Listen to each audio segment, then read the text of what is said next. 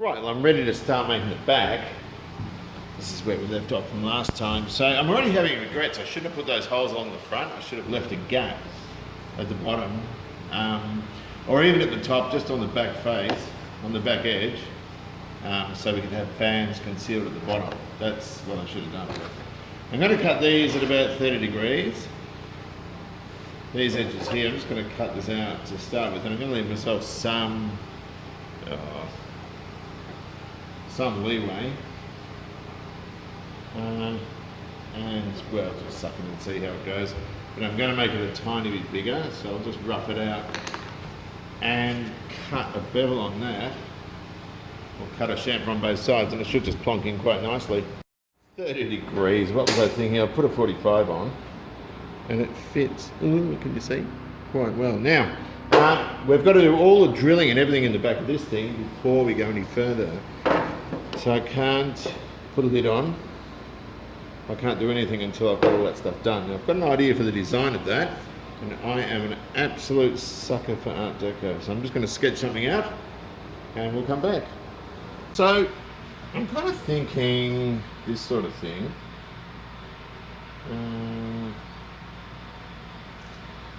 Just run a thing up there. Maybe that sort of thing. Oops. And my grandmother's house in England had all sorts of Art Deco stuff in it because it was decorated, you know, in the 30s. Art Deco is sort of, what do you call it? Sort of 1920 to the start of the Second World War, I'm not really sure, but that's the kind of thing I'm thinking about for the backdrop. Now, it's a white backdrop, so it's like the paper. You can have a tree there, you can have fish there, you can have leaves there, you can have whatever you want there, it doesn't really matter. The reason I'm doing white is to conceal all those electronic bits and pieces. I don't want, one thing I don't like about the project I've done now is it looks like a project, it doesn't look like a product. So, where's my bit of white plastic?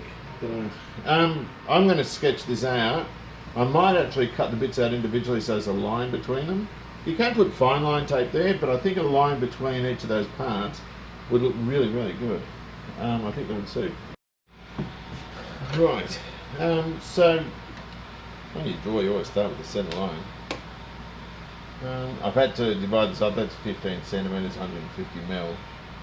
So I'm just starting with the reference. I'll make it 30, we'll try 30. And I'll take it off that bottom as a reference.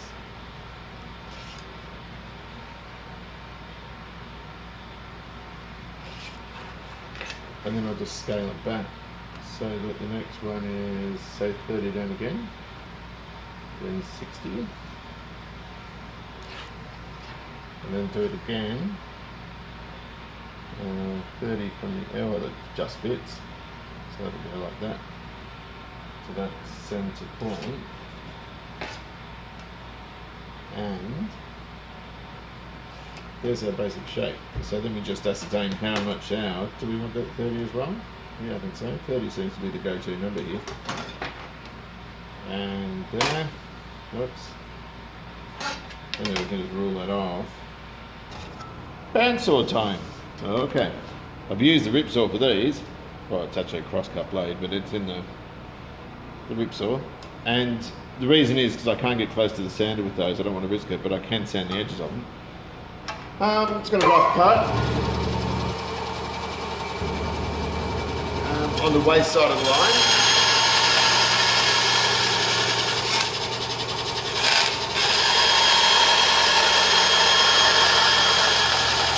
The words of a great colleague I had, Eric Gillier, always cut on the waist side of the line. He sung it for that song. Always look on the right side of the line. So I'm just going to go up here.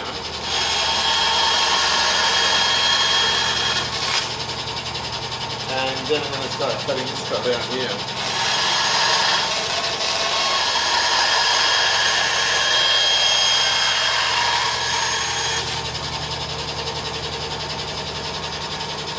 And each of these bits I can just sand off.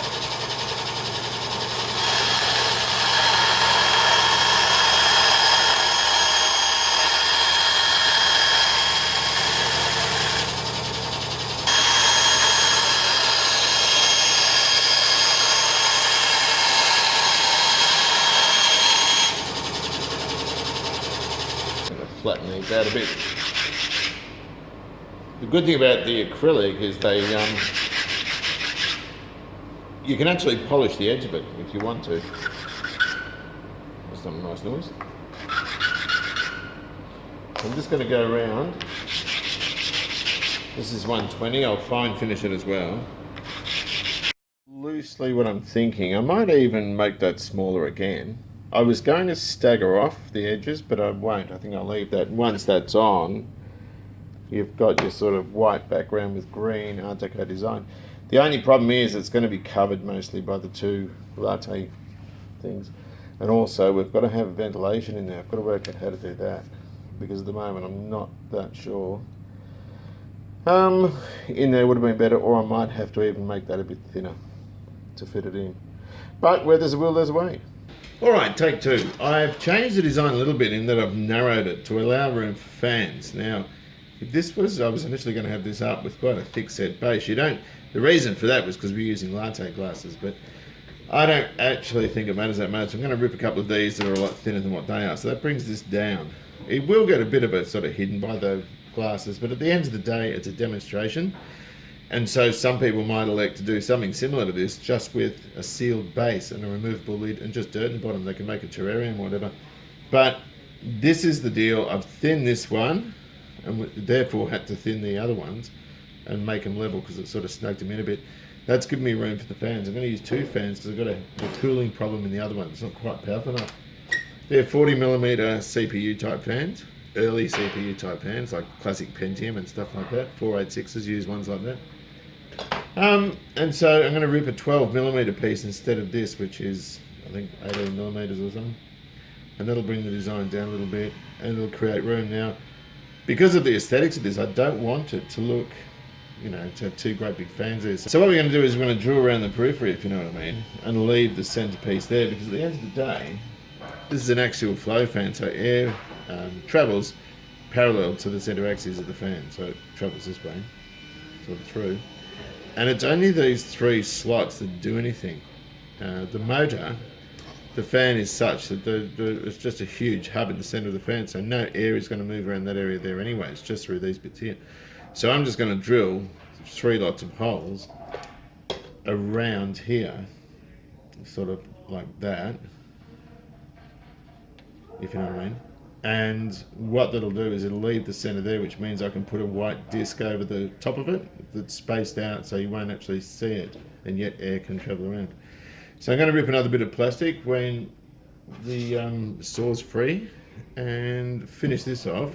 Drill those. We've got to also put a hole for a temperature node somewhere, which I might stick up in the center somewhere up here, which will be up near the ceiling of the structure, so it shouldn't be too obvious. Alright, we've got a bit of a shameful mess here. We can see the adhesive through there. I never actually thought of that.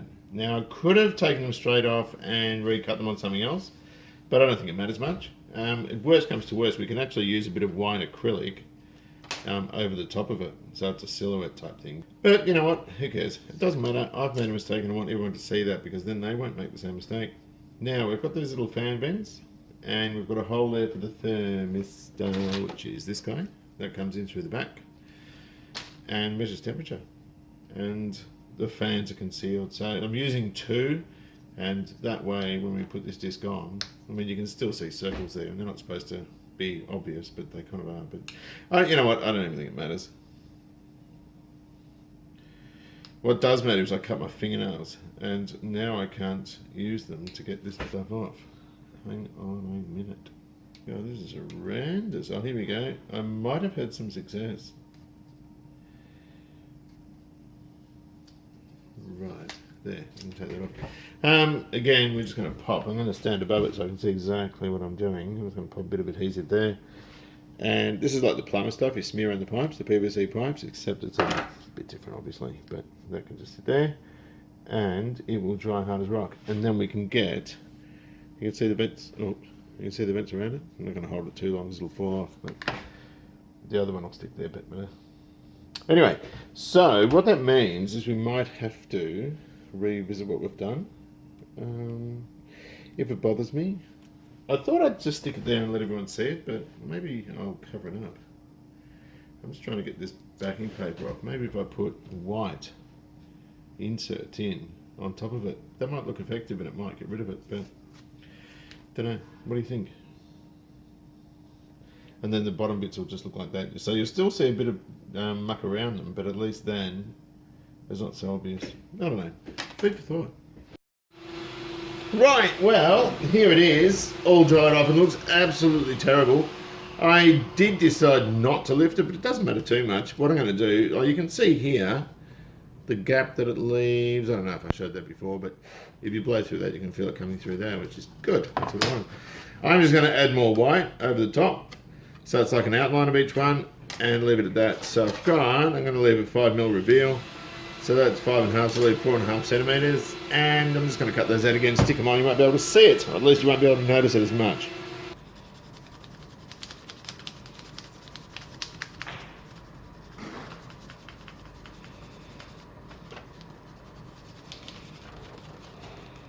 And cut these bits out.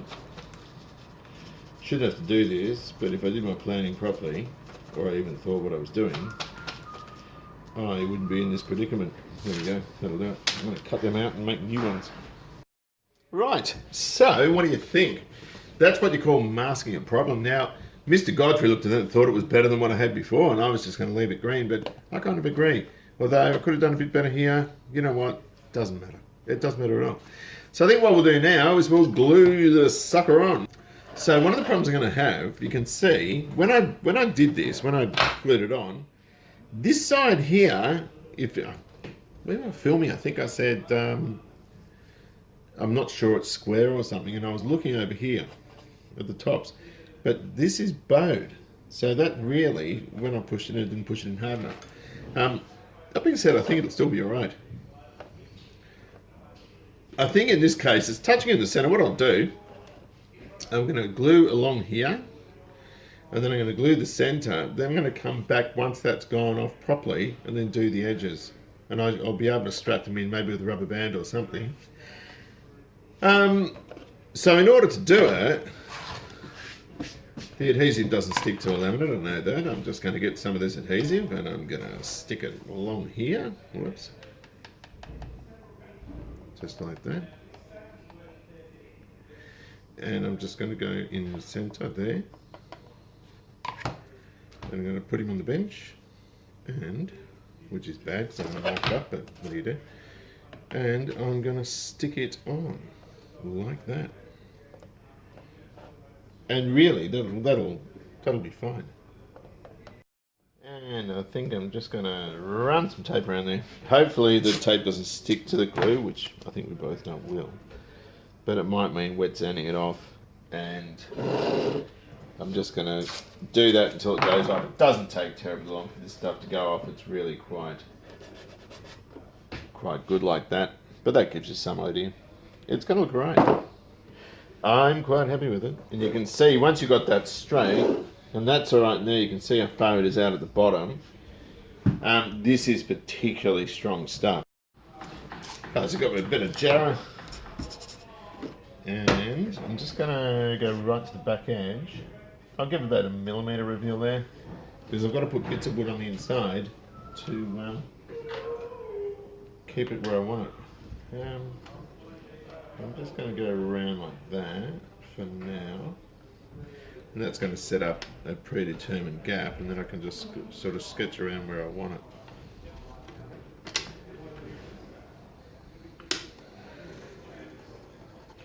Which I just moved it. That wasn't very smart. That's better. Right.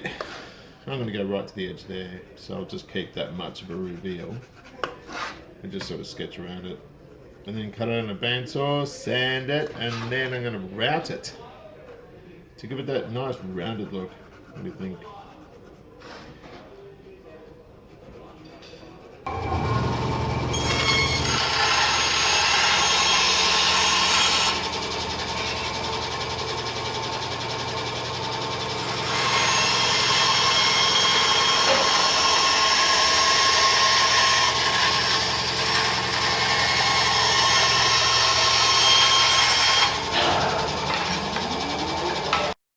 Well, I've got these semi correct, I think. I'm looking at the spacing now. Does that look sort of central to you? I think that one there can probably go back a tiny bit more. I'm just going to put them back, or put them in an area where I think, which I think is right. Unfortunately, it covers up a bit of that design, but it doesn't matter too much. I'm not worried about that. Around the back, I'm just going to pencil in around just the back of the base, so that when we take the lid off, when the thing's running, we can just position them straight away. It's a visual thing. I think that's sort of round about right there. I'm just going to take this. Oh, great. That was really clever, wasn't it? I'm just going to take these off and just make sure. I'll do some measurements and just make sure I've got them right. And I'll mark it up. So I've got 30 in from the back, 45 in from the edge. You can see there's those two marks. Now, you should never use pan on woodwork. I'm just going to rule a line across there and use a pyrograph to actually burn those two shapes in. So when we go to take them out, we can put them back in the right spot. We can tell straight away which way they go. Right, so this little guy here is a pyrograph. It's designed for drawing and writing in timber. This one's not doing so well though, because I've got it up full heat, and you can see you can do some nice writing with it. But what we need to do with it, I might just see if I can get a bit of sandpaper to remove any tannin from it. You do occasionally get a tannin build up on them, and the reason I'm using a pyrograph, of course, I'm just going to burn these in because I do intend to oil the timber. We don't want to use anything that's going to run. So we just follow that radius around. It doesn't have to be very good or very accurate, but at least it'll show me exactly where those mugs need to sit. Some of these get red hot at the end. This one's a little bit weak. The other thing I want to do is I'm going to pop a hole underneath each of these glasses, and the reason I'm going to do that is we're going to stick a cleat sort of thing underneath it to hold it into a vise, just so we can route that front edge there. So, just going to pop one in the back of this. Joe is a hardwood, so you always want to pre-drill it before you stick a screw in, otherwise you'd stand the risk of splitting it. Right, and none of that will be visible, so it's fine.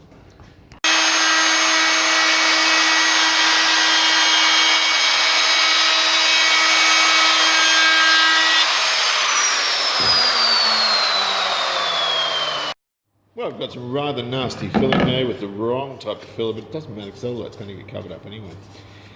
Now I need to create a boundary for the plastic housing to sit on top, so I'm going to rip a bit of this just off the edge and make some little stays for it so everything stays in the right spot.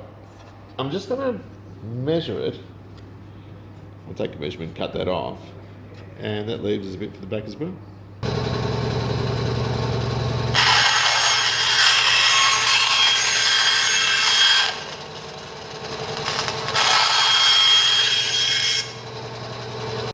Base of the design, I've got this piece here. There's a choice, we can have it wider or narrow. I like the narrow. I'm just going to copy that angle out there and there, so it fits snugly inside.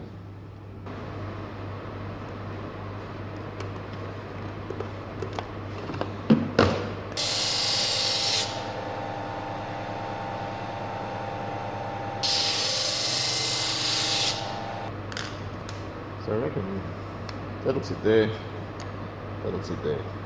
And that way when we put the lid on, oops, maybe it's that way. Anyway, we've just got to set it up centrally and I'll make some marks and we should be good. I'm just going to use a couple of small brads to pin it, but we can't just nail them in because otherwise it's going to split out. So I've got one in the drill. Hang on, I'll speed it up a bit. Oh.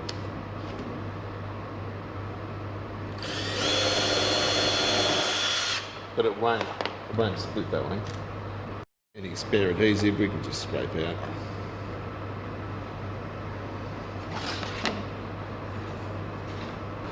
Oh yeah, that fits on snugly.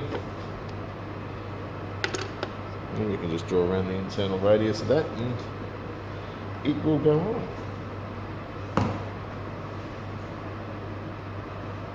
And that's not perfect, that bit, but I don't think it matters too much.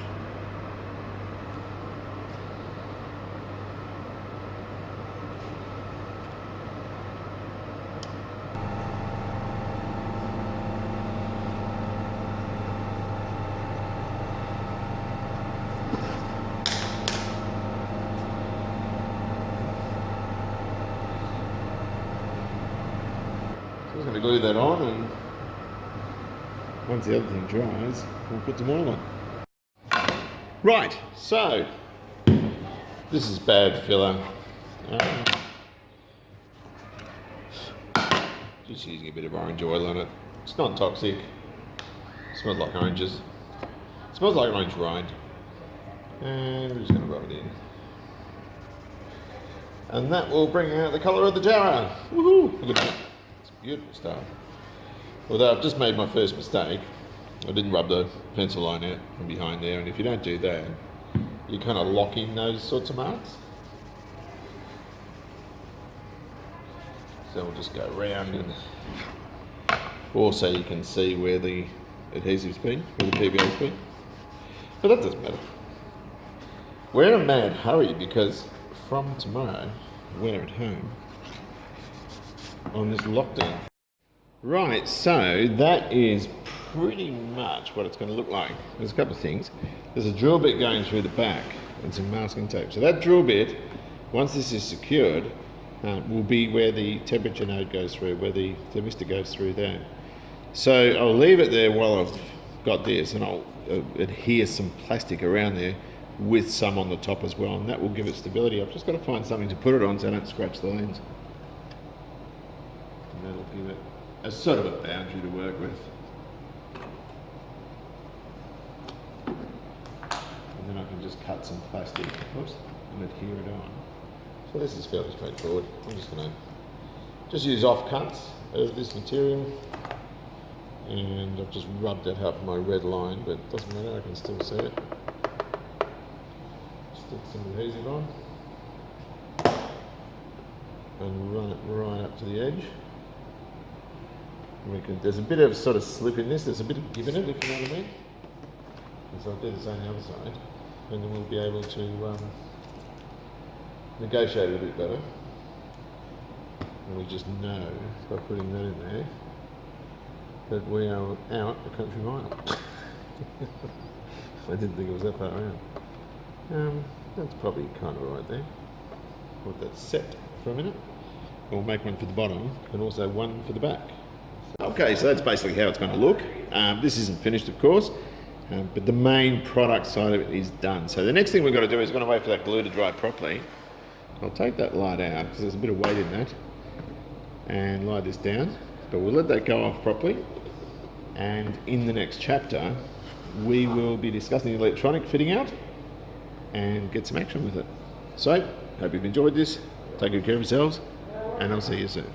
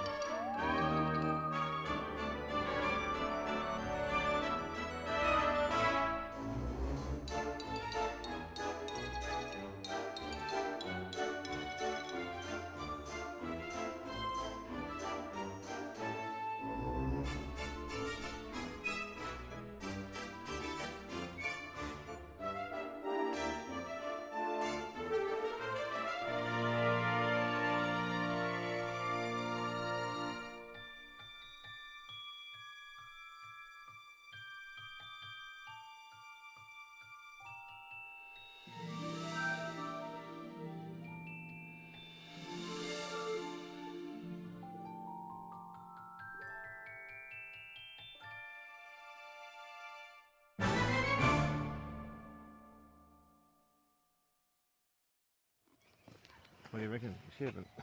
Shit.